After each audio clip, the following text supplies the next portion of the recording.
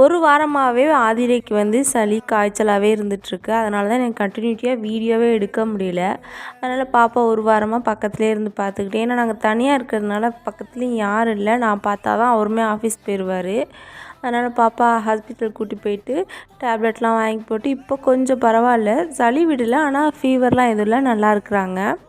அதனால் எதுவுமே என்னால் பண்ண முடியல. நைன்ட்டு எனக்கு கையை விட்டே பிரியாமல் இருந்தா. ஆனால் இப்போ கொஞ்சம் ஓகேவாக இருக்கிறா.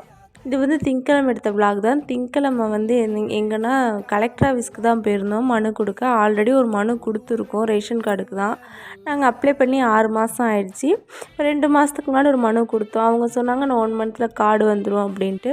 இப்போ வரவே இல்லையா, அப்புறமேட்டுக்கு சரி இப்போ இன்றைக்கி ஒரு மனு கொடுத்துட்டு வரலாம் அப்படின்ட்டு இன்றைக்கி மனு கொடுக்க தான் போயிருந்தோம்.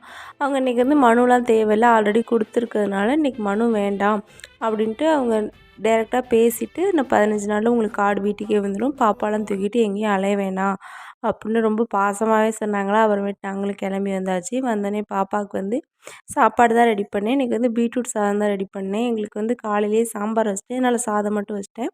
பாப்பாவுக்கு மட்டும் பீட்ரூட் சாதம் வச்சு ஊட்டி